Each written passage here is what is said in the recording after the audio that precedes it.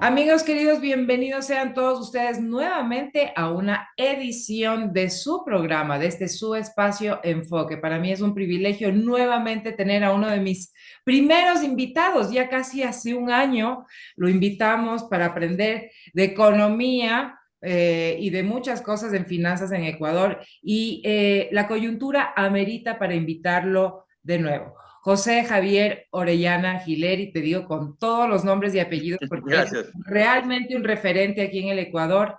Salió una noticia y quiero leérselas antes para que ustedes estén al tanto. Estoy segura que todos la saben y la están debatiendo en sus hogares.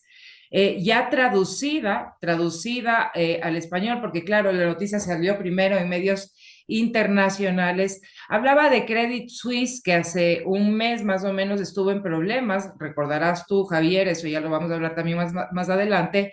Pero bueno, la noticia como titular era: Credit Suisse ha comprado bonos de Ecuador por un valor de 1.600 millones de dólares, liberando efectivo para la conservación de las Islas Galápagos, y se prevé que sea el mayor canje de deuda por naturaleza jamás realizado. Ese es el primer punto.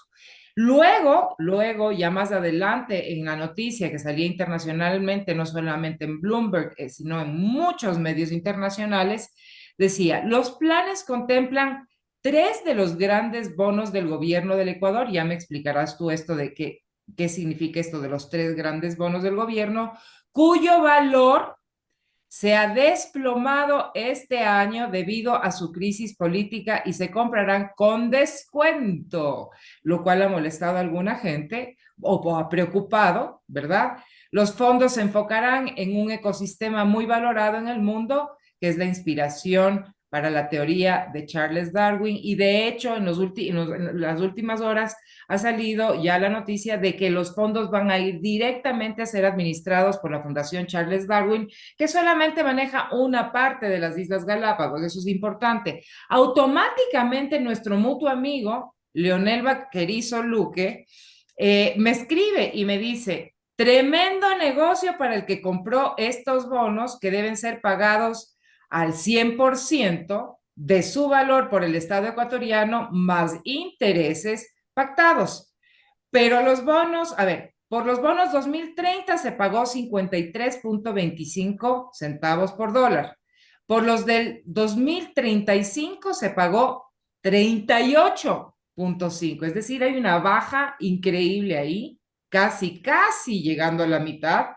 Y ahora sí, por los del 2040 se paga 35.50 centavos. Ahora sí, bienvenido mi querido José Javier Orellana Giler, como te digo yo.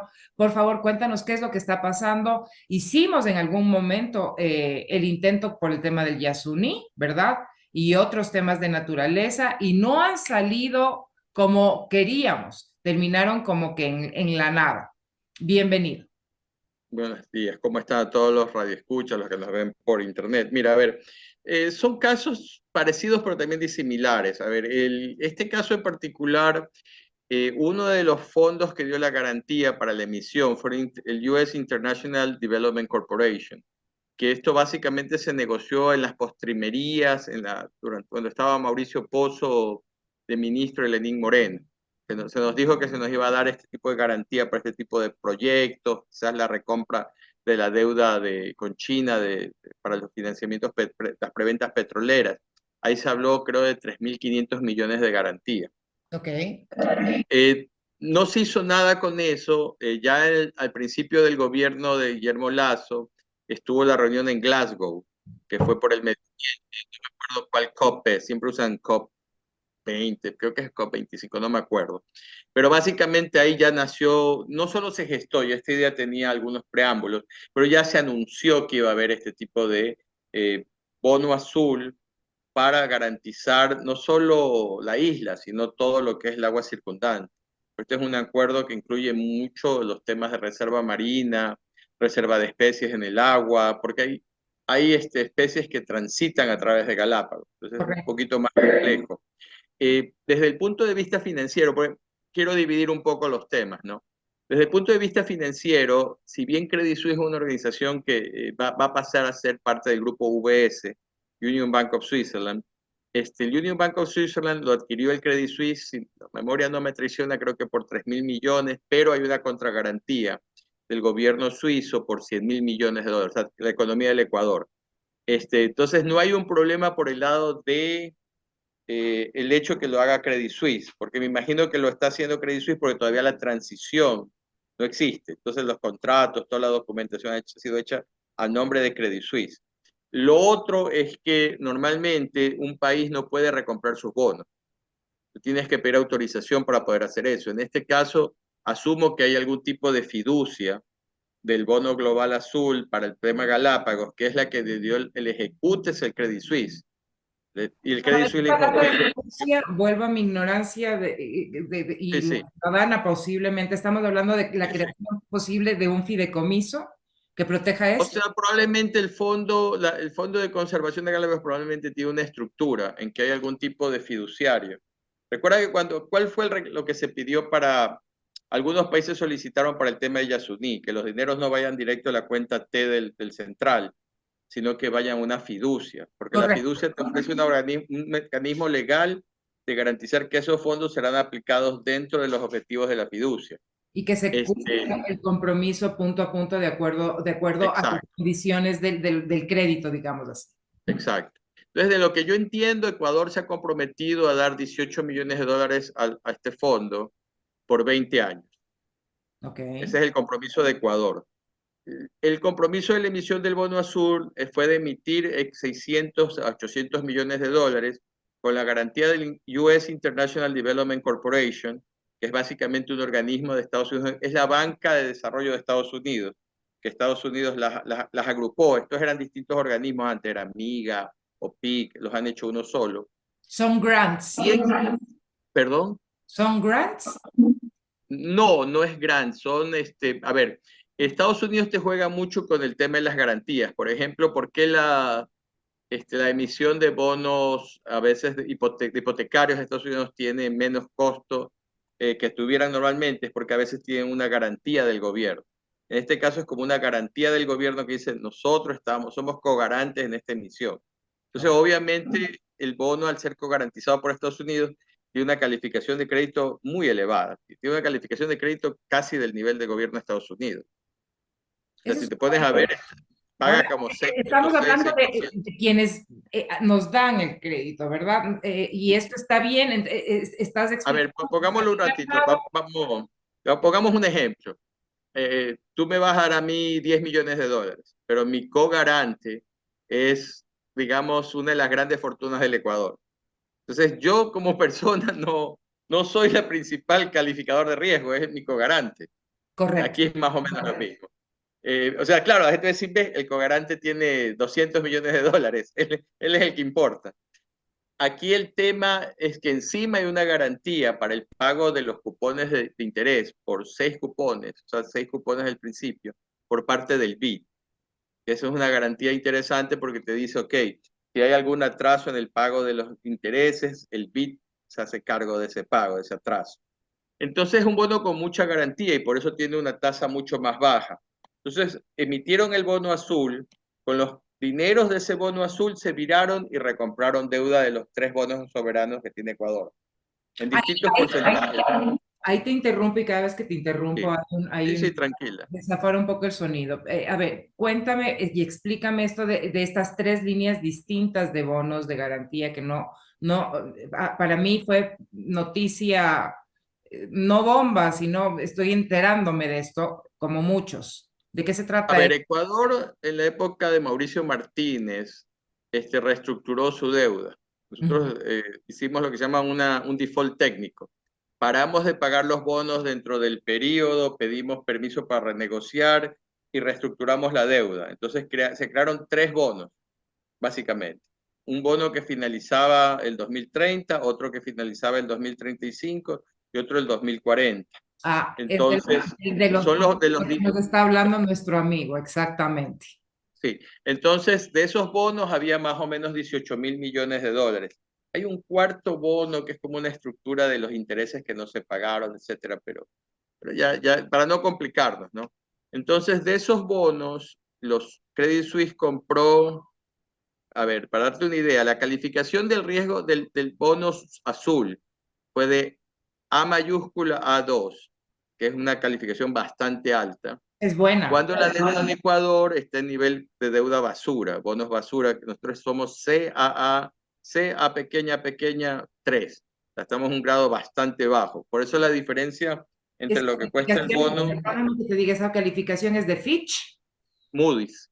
Ok, ok. Sí, internacionalmente las grandes son Moody's y Standard Poor's. Fitch es como una, hay algunas más, una japonesa, una europea, pero realmente las más conocidas son Standard y Moody's. Y todos te van a dar la calificación, porque cuando se emitió el bono usualmente lo califican 2, 3 ratings para que salga en la pantalla.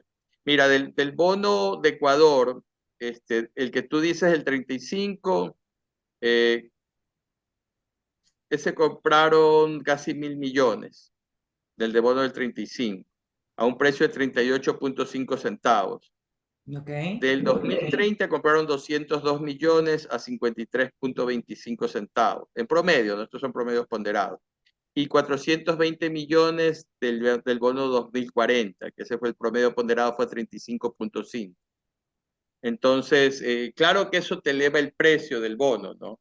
Ahora, normalmente el Credit Suisse, probablemente el Ministerio de Finanzas se enteró de la transacción al mismo tiempo que Credit Suisse la empezó a ejecutar. ¿Por Porque qué? usualmente ellos te dicen, nosotros buscamos una ventana de oportunidad para hacer la recompra. Entonces, imagino que por eso la recompra, porque ellos te dicen, tenía entendido que esta recompra se podía ejecutar en cualquier momento de aquí a noviembre. Entonces, me imagino que tomaron en consideración que el riesgo país estaba subiendo, la inestabilidad política, y si decidieron esta semana es probablemente porque encontraron que quizás los precios habían tocado algún nivel de fondo, o al menos en Correcto. la percepción de ellos. Hablan Y de mira una que fue una baja del ejecución bastante rápida, perdón. habla de una baja del 19% en total promedio del valor de bonos. Entonces, claro, ellos estaban buscando el momento ideal. Uno compra cuando está más barato. Eso es la realidad. Claro, y esto se llama en el mercado de capitales, se llama distress debt, o sea, deuda que tiene problemas. Entonces, estás buscando el momento más para maximizar, ¿no? Con 630 millones, 660 millones, compras 1.600 millones, ¿no? Ahora, no es que esa compra la va a seguir pagando Ecuador, básicamente se cancelan. O sea, la Perfecto. compra que hizo Ecuador la cancela. Entonces, Ecuador está ahorrándose como 1.000 millones en deuda y más o menos 130 millones en intereses. Entre 100 a 130, depende cómo lo calcule. De Ahora, no, intereses. ya desde tu perspectiva y desde la de algunos economistas, no es Yo soy terrible. ingeniero, así que creo Mm, que pues tengo yo una soy maestría en economista finanzas. porque tú, o sea, hay ingenieros que dejaron, dejaron esa profesión y se dedicaron a lo que te dedicas, así que yo te digo Sí. economista. No, es porque una vez me reclamó alguien del presidente del Colegio de Economistas de Pichincha, por eso lo aclaro. No, pero tú acuérdate que existe, gracias a nuestro querido expresidente Correa, la libre asociación. No sabía, ¿verdad? Mira tú, así para que veas que no, ningún colegio te puede decir a ti nada. Entonces, en ese sentido, a ver, ¿no te parece a ti extraño, más que extraño, preocupante, preocupante, que tanto del lado del gobierno como aquellos que están tratando de desestabilizar a aquellos conspiradores que estamos viendo y que seguimos en este show ya más de 6 meses y los ciudadanos estamos hartos porque, a ver, no, fuentes de trabajo no vemos, todo se está encareciendo y esto se ve reflejado a nivel mundial. Tanto se ve reflejado a nivel mundial que los bonos empiezan a caer y el valor de los bonos del Ecuador, pues como decía un economista indignado, decía, ¿cómo puede ser posible que hemos llegado a una baja de casi el 20% y para ser exactos del 19%? ¿Tú crees que esa curva va a seguir bajando así estrepitosamente o vamos a estabilizarla en algún momento? A ver, lo que pasa es que, y esto lo escribí en Primicias, como tú sabes, yo soy editorialista de Primicias. Excelente, Ya a un principios de abrazo año, para ellos. sí, mi primer editorial decía el año 2023, un año de gran incertidumbre. Hay más preguntas por responder que respuestas. Entonces, si tú piensas, empezamos en enero pensando que iba a haber apagones, y obviamente eso no va a pasar porque ha caído hasta demasiada agua. Empezamos pensando, sí, hay una elección el 5 de febrero, pero muchos de los resultados de las elecciones sorprendieron a todo el mundo. O sea, al menos en el Guayas, muchas sorpresas, ¿no? Entonces, ¿qué es A lo que la pasa? única persona a la que no le sorprendió, esa es opinión mía, es a la señora Atamay, te estoy segura. Continúa, por favor. Sí, pero te digo que entonces tú te sientas afuera y estás viendo un país donde tiene que hacerse pagos muy fuertes de los bonos soberanos, de la deuda, de las deudas del 2026. Entonces, si bien este gobierno, a ver, hay temas y temas, ¿no? A ver, por un lado, la gran preocupación de tenemos que empezar a hacer pagos el 2026 en adelante, 27, 28, 29. Si esos pagos no se pueden hacer, vas a caer en default, en no pago. Entonces, es una preocupación primordial que está en la cabeza de los inversionistas de afuera. Yo tengo, ¿qué va a pasar hasta el 2026? Porque probablemente sea otro régimen, otra administración. Va Luego a tienes, ser, de hecho, va a ser otro régimen. claro, o Le sea, queda bueno, al siguiente gobierno la carga esta de qué va a pasar. a ver, a ver, supuestamente el presidente habla de reelegirse, etcétera, etcétera, etcétera, pero yo quiero ser justo y decir, ok, quizás tenga alguna oportunidad de reelegirse, ¿no? Para ser imparcial. Luego Soñar tiene, nunca está mal, soñar nunca está mal, señor. mis políticas me las guardo para mí, ¿no? Usualmente estos temas financieros prefiero elaborarlos de otra manera.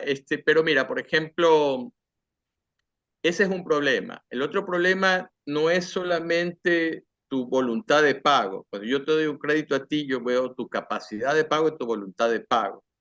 En tu voluntad de pago, bueno, viene el tema político. En tu capacidad de pago es exactamente cómo la economía ha crecido. Nosotros ahorita vamos a producir 5% menos petróleo de lo que estaba presupuestado. Eso ya salió, fue público hace como un mes y medio, de que ¿Esto admitimos que no íbamos. por qué razón? ¿Es por la rotura de la... No, no, no, ya es por temas de producción, de falta de capacidad de producción. Los pozos petroleros empiezan a decaer en producción, tú tienes que sacar nuevos pozos petroleros para suplantar la producción que estás perdiendo en los que ya maduran.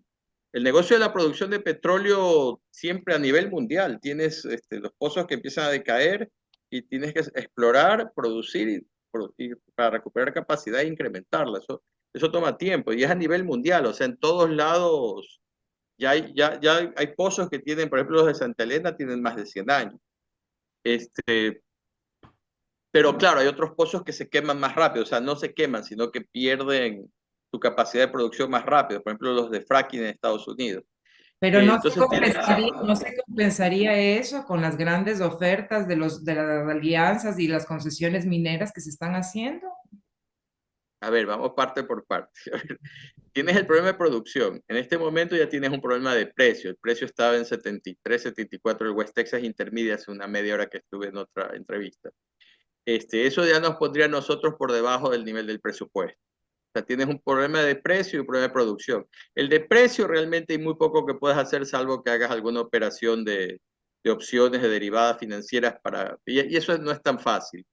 Y siempre tienes un tema legal. El de producción sí es un problema interno, ¿no? Además que tienes un gran riesgo que tiene que ver con los oleoductos y los poliductos. Al caso que tú mencionabas, recordemos que ya hubo un problema este año, pero Sí. años anteriores fue mucho más grave. Si En creas uno de los un 6 meses hubo problemas justamente con el OCP, que paró, que paró no producción, sino su operación, digamos así. sí, sí, Y eso preocupa porque, claro, no es un problema de falta de producción, sino hay un problema en el transporte, en la parte claro. logística del transporte del petróleo y de crudos pesados. Pero Sí, en continúa. ese caso último fueron los dos oleoductos y el poliducto, por el tema ese del puente. Sí. Pero mira, a ese problema todavía está ahí, es un riesgo, ¿no? Que te puede parar quizás las operaciones un mes si llega a haber algún caso grave, porque todavía se está socavando el río Coca y sus afluentes. Todavía no hay una solución a aquel problema. Luego tienes el tema de un potencial niño. Si 8 semanas de lluvia han causado todos estos problemas, recordemos que en enero no había llovido, a mediados de febrero todavía no llovía. de ahí se nos vino todo el aguacero. Eh, Vi un comunicado de de la Armada, que ellos dicen que 63% de condiciones del niño para el segundo trimestre del año. Y le escribí, yo estuve en el Liceo Naval, le escribí a amigos míos que son capitanes de navío y me dicen, no, pero es que la Armada solo puede hablar de mayo, junio, julio. Digo, sí, pero ya en Perú hablan de 80% de probabilidades, o en Colombia, de 80% de probabilidades de un niño este año. En Perú hablan de invertir 1.000 millones para reducir los efectos del niño en Perú. Entonces se necesita quizás un estimado, porque tú para hacer esas reparaciones necesitas tiempo y dinero. A mí me No gusta, vas a hacer en un mes todo ese trabajo. mira, había trabajado tantos años en prevención y manejo de crisis. Yo sí me he metido en medios internacionales que manejan temas de clima, sobre todo, ¿verdad? Uh -huh. Y se anunció a inicios de año que Latinoamérica, Ecuador, Perú y toda la región andina iban a sufrir el fenómeno del niño. Sí, sí, no En tiene ya unos varias, 2 meses que está en bastante varias redes confirmado. sociales yo retuiteaba estas informaciones y nadie decía nada, seguramente por no preocupar al país, porque obviamente eso genera políticamente algún movimiento o alguna inestabilidad. Pero es importante hablar con la verdad. No puede ser posible que en Estados Unidos los ingenieros y las personas expertas en el tema estén hablando del niño, un niño presente, no un niño posible. Y en el Ecuador todavía no estamos hablando de esa realidad cuando sabemos que lo estamos viviendo. Es decir, a mí me parece eso grave porque nos estamos engañando. ¿Por qué vivimos en el autoengaño? Bueno, depende. Mira, aquí yo me he reunido con algunas autoridades electas en el Guaya. Pero Y expertos en el por tema. la, no, no, por la Cámara de la Construcción, yo soy miembro del directorio, y te puedo decir que me ha sorprendido gratamente que están muy con el tema en la cabeza. Ok. O sea, quizás por lo que todavía tenemos parte del Guayas inundado, todos los colegios no pueden abrirse porque están inundados. O sea, aquí el problema ya es una realidad, ¿no? Deslizamientos de tierra en Alausí, etcétera. Entonces lo tienen mucho en la cabeza. No te puedo hablar de otras autoridades, pero esto es 8 semanas, 9 semanas de lluvia. Un Es que la niño, gente depende de piensa la que fuerza del niño, pueden ser 16 semanas de lluvia casi continua. no, y los efectos colaterales son gravísimos, porque como decíamos con otro entrevistado hace pocos días, el niño no es solamente las lluvias, y Ujú. terminan las lluvias, no, el niño, los problemas y los efectos del niño comienzan luego de las lluvias también. ¿Por qué? Porque vemos un cólera, vemos un dengue, una cantidad de problemáticas de salubridad que no se solucionan ni se resuelven en un mes, se resuelven en un año por la cantidad de enfermedades y afectaciones a la población, por la falta de seguridad que existe Sí, sí, posterior sí. a ese fenómeno. Entonces, a mí sí me preocupa que toda la gente de riesgos en el gobierno no esté hablando con la verdad que se está hablando científicamente a nivel internacional. Y eso haría que nuestros bonos sigan cayendo más. Claro, mira, como asesor empresarial, yo estoy en algunos directorios, entonces simplemente yo les digo, miren señores, si en Colombia dicen esto y en Perú dicen esto, tenemos que asumir que estamos en medio, que también nos va a golpear a nosotros. O sea, para mí hasta ahí es donde viene un tema. Nosotros en Ecuador no somos muy buenos manejando riesgos.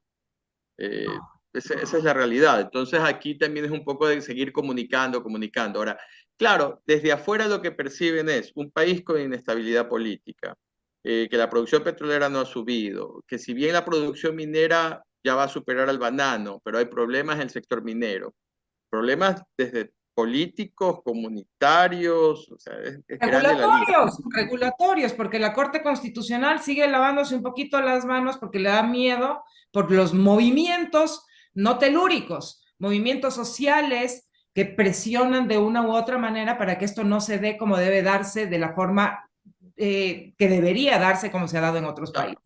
Lo que pasa es que a veces el público se olvida de que el sector petrolero y minero, tú necesitas invertir por 2, 3, 4 años para recién empezar a sacar réditos. Sí.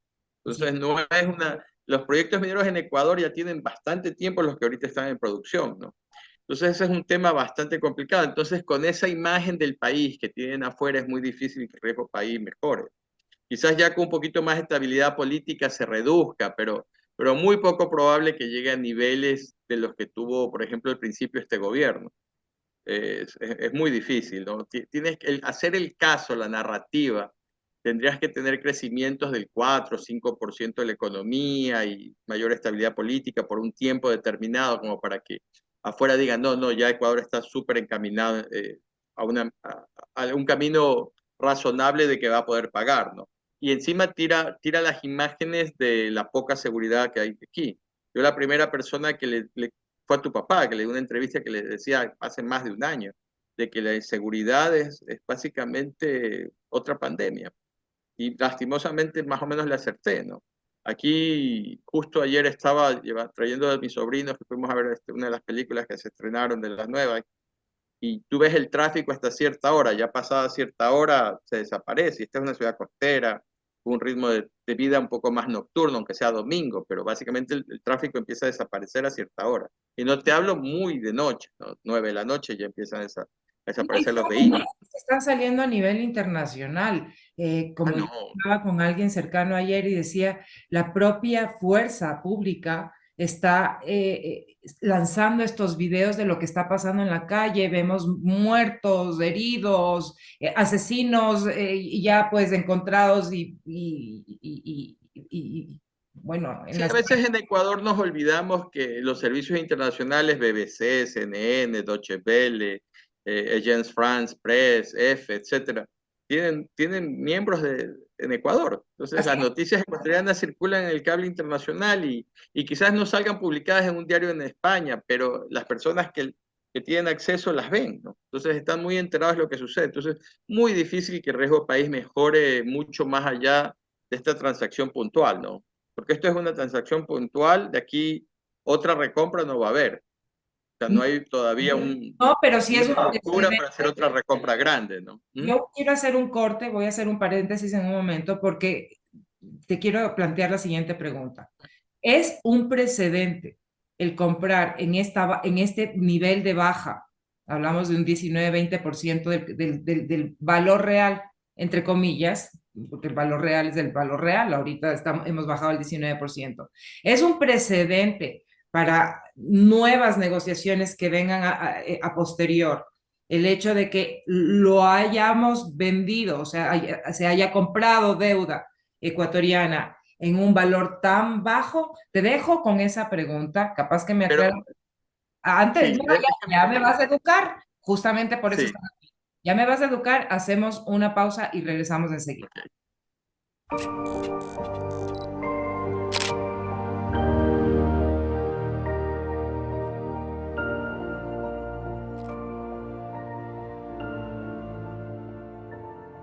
Amigos queridos, muchísimas gracias. Ya ven, el paréntesis es cortito, pero yo le dejaba una pregunta y como que le confundí a mi querido amigo José. A ver, ¿no es este un mal precedente el hecho de que nosotros estemos ya con bonos de deuda en un porcentaje del 20% menor para las próximas y futuras negociaciones?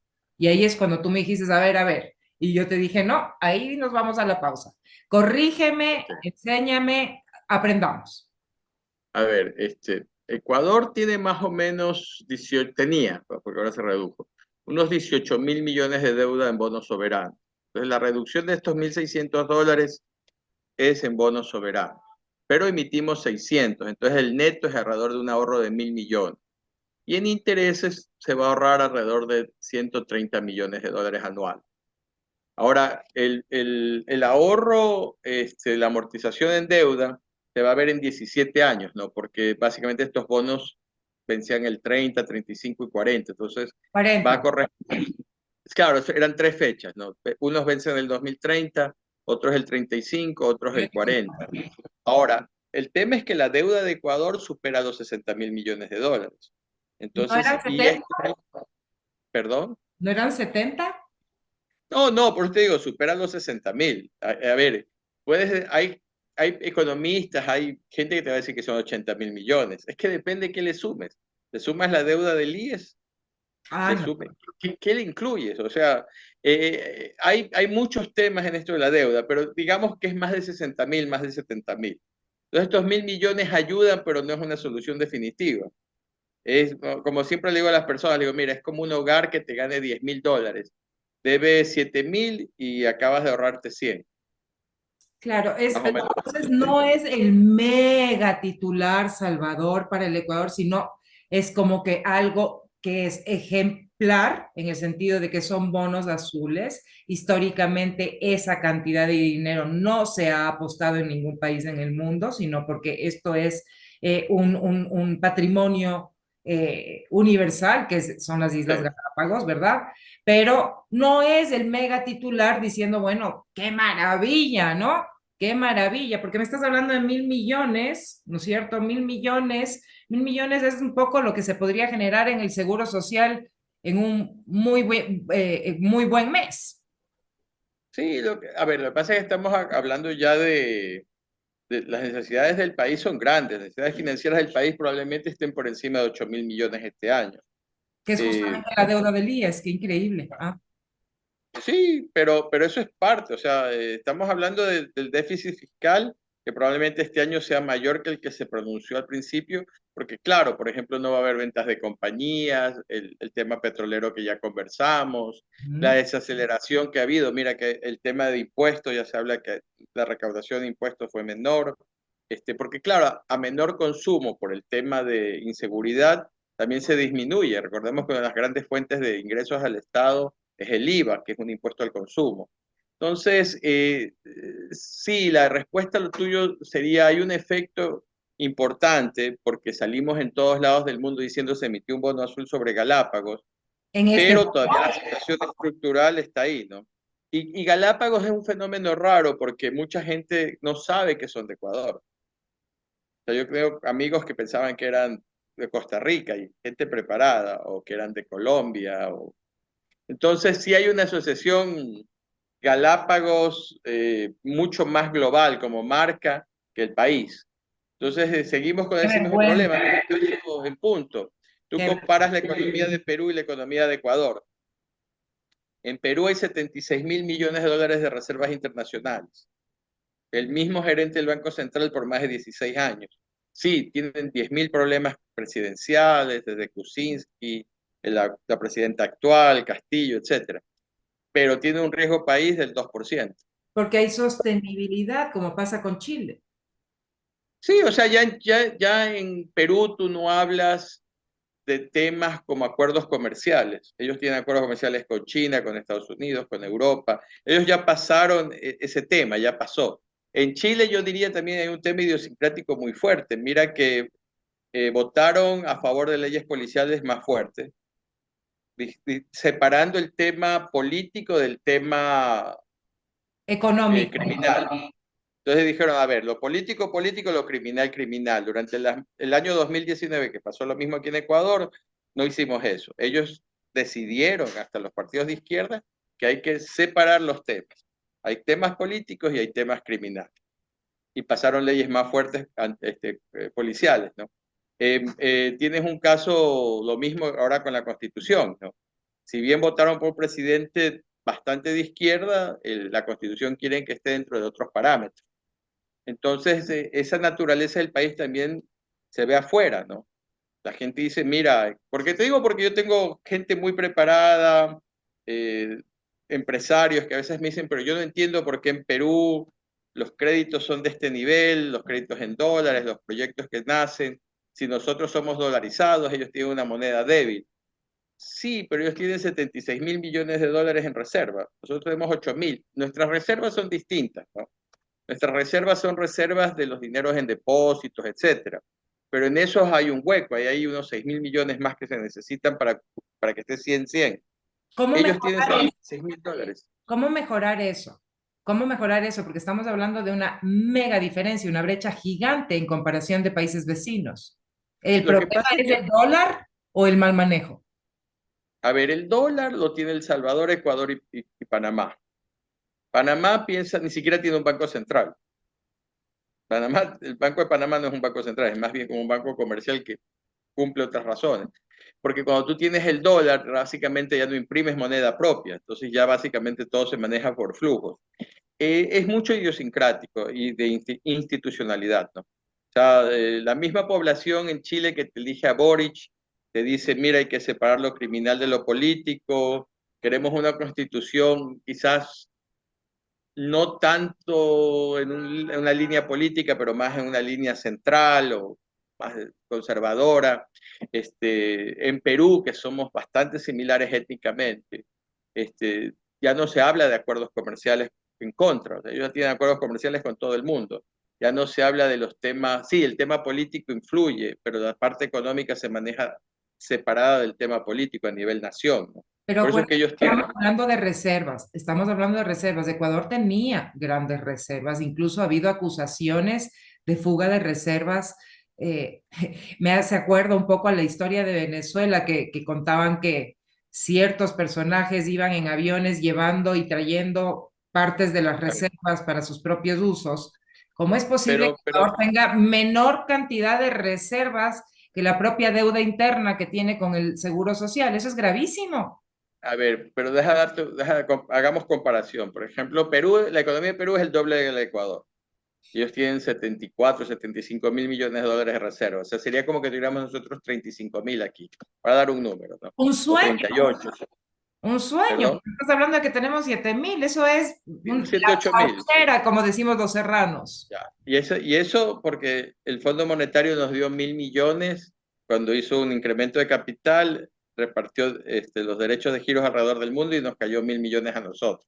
Ok. Si no, fuera poco menos. Mira, hay mucha idiosincrasia en estos temas, hay mucha manera de pensar y eso se refleja no solo a nivel gobierno, sino en temas sociales que tú y yo lo estábamos conversando mucho antes de la entrevista, en temas hasta de cómo el empresariado piensa, ¿no? O sea, es muy poco los casos, y no le quiero dar publicidad a Michelle, pero casos como el Independiente del Valle, que se vuelve un ejemplo a nivel regional y mundial de cómo se hacen las cosas. Nosotros no somos el típico país que damos esos ejemplos globales, ¿no? O regionales. En cierta manera, eso es un poco la idiosincrasia, ¿no? Y, y, y, y esas ideas sí las tienen los ecuatorianos, a veces es un problema de la ejecución, del compartimiento. Como te digo, por ejemplo, en Perú, Perú tiene acuerdos comerciales con todo el mundo y ya no se discute el tema de los acuerdos. Nosotros, aunque estamos dolarizados, al mismo tiempo hay muchas cosas que no las hemos hecho para tomar ventaja del tema de ser dolarizados. O sea, O Ecuador debería aprovechar ser. esos acuerdos. O sea, si tú te vas a una percha en Lima, encuentras productos de todos los ámbitos, de todos los países, y no hay este temor de, ay, Dios mío, santo, la producción nacional, local, se han convertido en comerciantes. Entendieron mucho que los acuerdos comerciales podían beneficiar a otro tipo de actividades como el comercio y no solamente la manufactura y la producción, porque siendo dolarizados se habla de materia prima en Ecuador, pero la materia prima también depende de los costos internacionales. Entonces es una Claro. contradicción, eso es una contradicción. Y no solo en producción, también, por ejemplo, Ecuador no ofrece el tema de servicios como ofrece Perú, Colombia, Costa Rica. Allá tienes mucha más inversión en centros de servicios, centros de llamadas, centros informáticos, y ni hablar de Chile. Entonces, por ejemplo, hay empresas ecuatorianas que contratan los call centers en otros países. O sea, a veces, en algún momento, Me ha cuando te toca pasado, me hablar con una llamo a tarjeta de reclamar. crédito, Claro, me encuentras que llamo, la tarjeta de crédito está en Guatemala, por claro, poner un no, sí, ejemplo. nos pasa que Pero, llamamos a reclamar por un tema telefónico y nos contesta una colombiana y yo digo, ¿qué? sí, Claro, sí, sí, pasa. no, pero por ejemplo, guatemalteca me saltó más porque colombiana puedes decir, a lo mejor vive en Ecuador, pero aquí sí era obvio, ¿no? Pero te das cuenta, entonces esos son temas que te preguntas, a ver, ¿por qué no tenemos centros de llamada aquí para hacer servicio para el extranjero? Bueno, hay esta ley, hay esta otra ley, hay este otro problema. Luego tienes, por ejemplo, el campo turístico. Hablamos de ser potencia turística, pero seguimos, creo que recién estamos recuperando el nivel de turistas del 2019.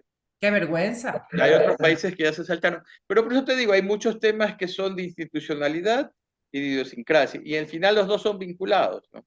Entonces sí, es feo compararnos con Chile, con Perú, con Colombia, pero Pero es como funciona esto, o sea, siempre ha sido así. Tenemos que compararnos, porque hay rankings. Finalmente tenemos que compararnos, o sea, no es feo, tenemos que. Y en realidad, te digo, cuando yo hablo, disculpa que te interrumpa, cuando hablo, por ejemplo, con la gente de pesca, nosotros somos el segundo país atunero del mundo, el primero es Tailandia.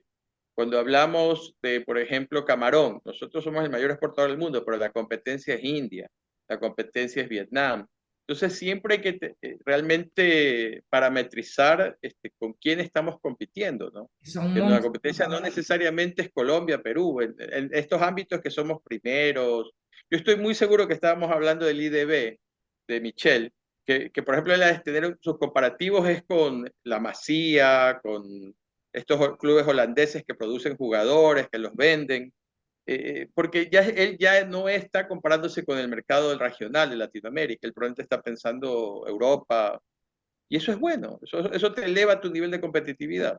Ahí, y es ahí que quiero entrar justamente por tus conocimientos y porque todos te respetamos en el medio periodístico, no solamente, sino también dentro del grupo de economistas. He oído excelentes comentarios sobre ti.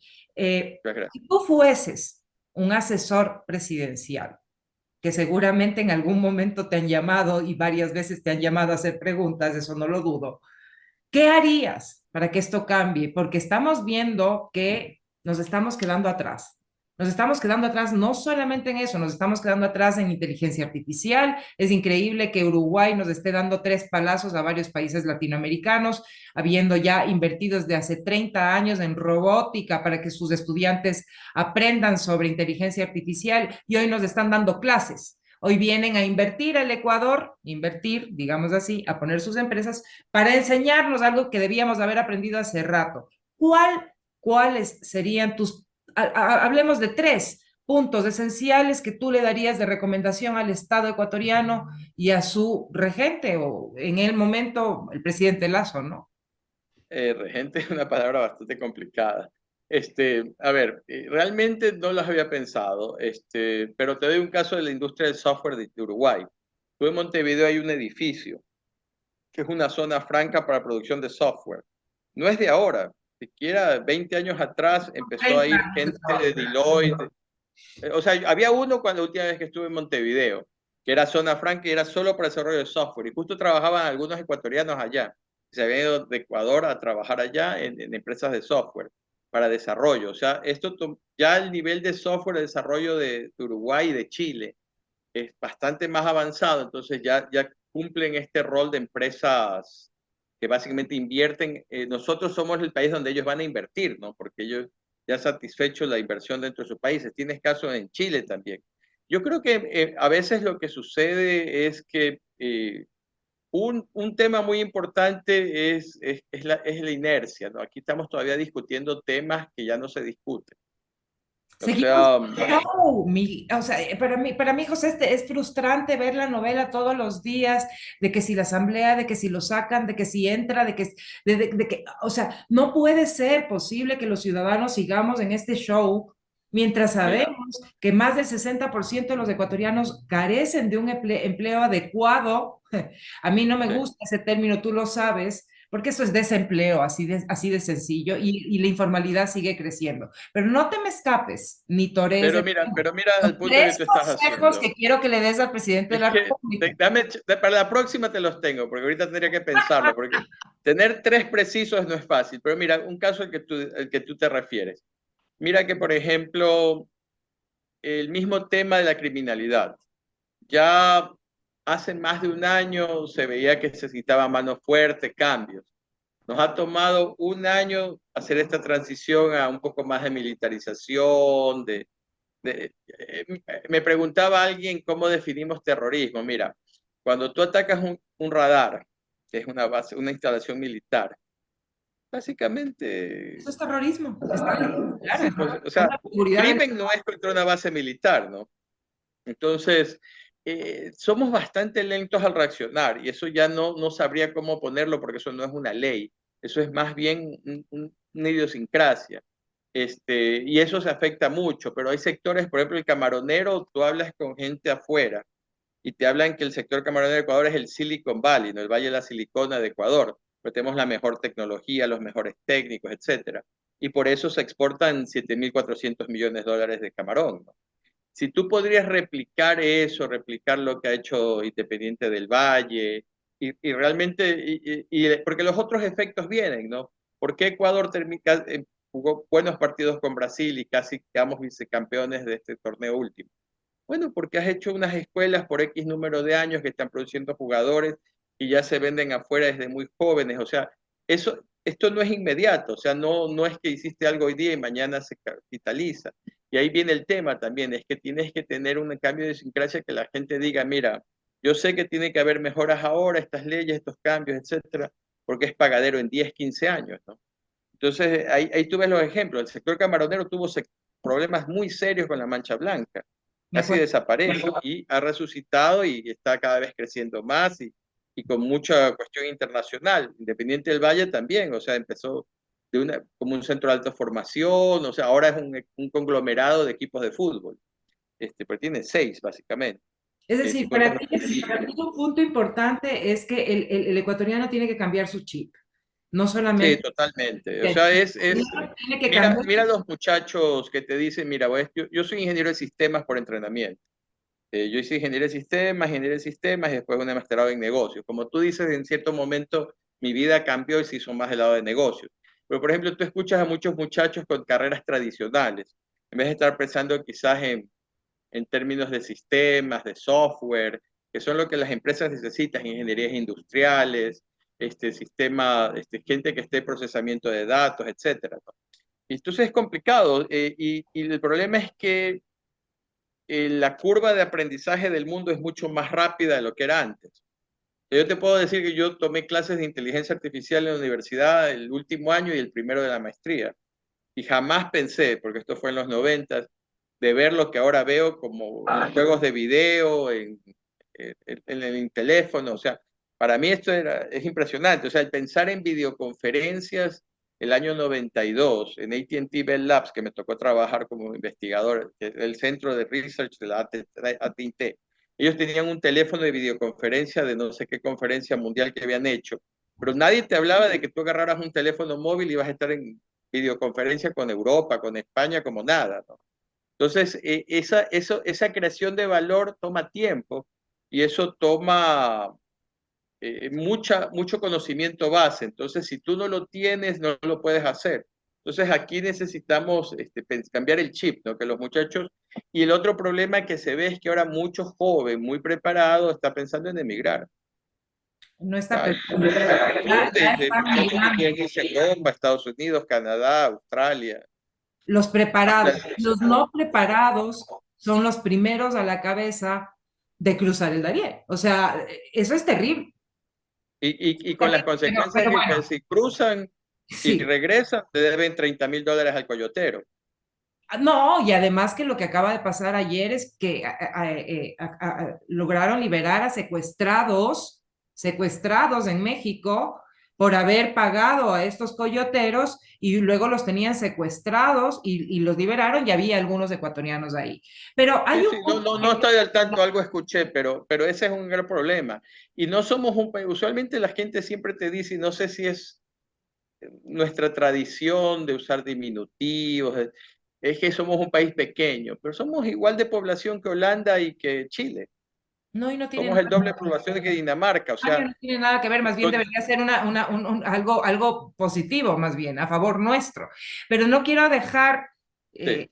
y me sorprende que no se lo recomiendes, ya que me estás diciendo que lo vas a dejar para la próxima entrevista, pero entre líneas estamos tratando de buscar recomendaciones no solamente para él como presidente o para los tomadores de decisión de políticas públicas, sino para la ciudadanía. La problemática que tenemos aún sobre la papeliza que hay que hacer para cada cosa, a nivel público Ah, y a nivel privado. Sabiendo que la tecnología está a la mano, tenemos que acudir al banco, tenemos que seguir la cola, ponernos en la ventanilla, pasar a la otra, ¿verdad? Para conseguir un permiso de registro sanitario es lo mismo.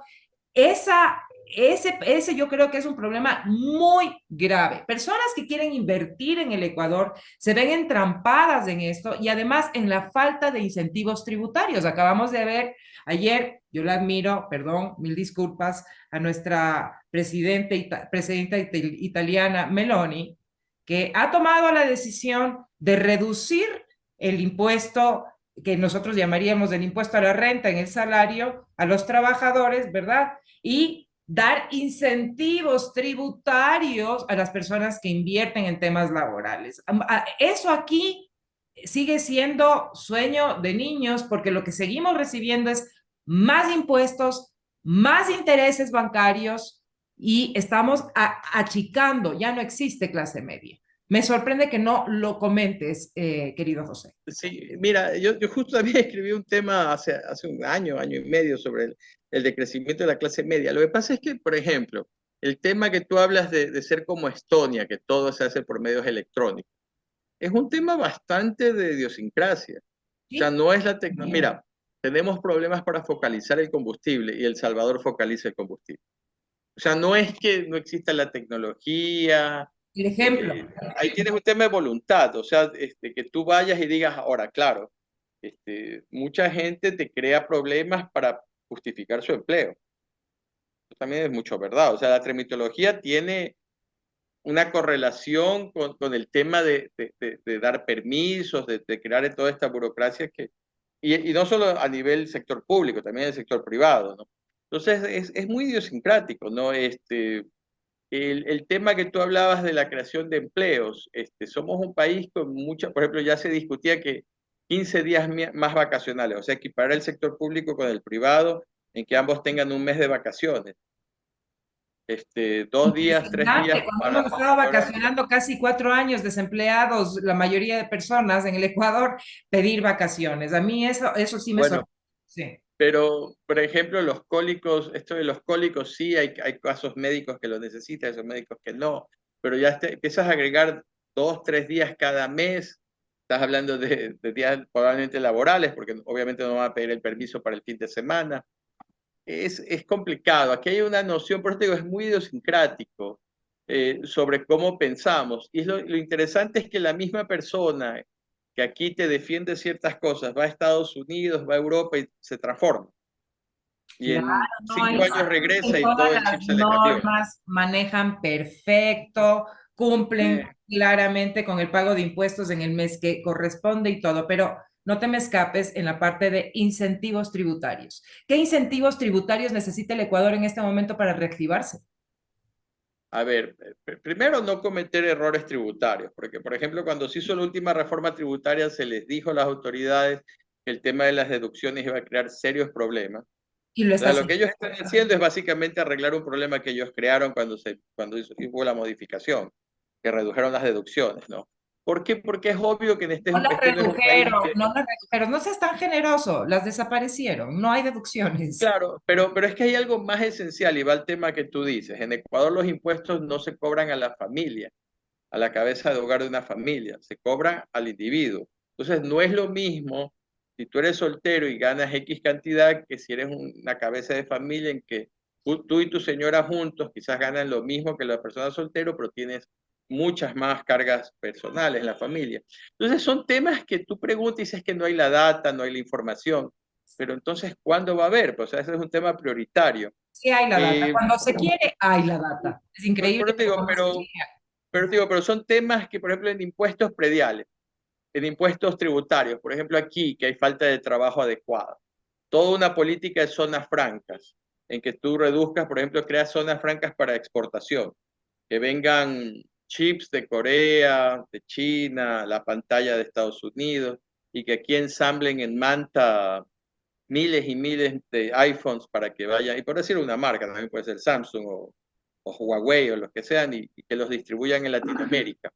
Esa gente te va a decir, bueno, yo voy a Ecuador, pero si me permites traer los materiales libre, porque voy a básicamente producir para exportar, no voy a vender en el mercado local la gran mayoría, y me permite ciertas ventajas, ciertas, por ejemplo, leyes laborales. Tenemos leyes laborales del 38.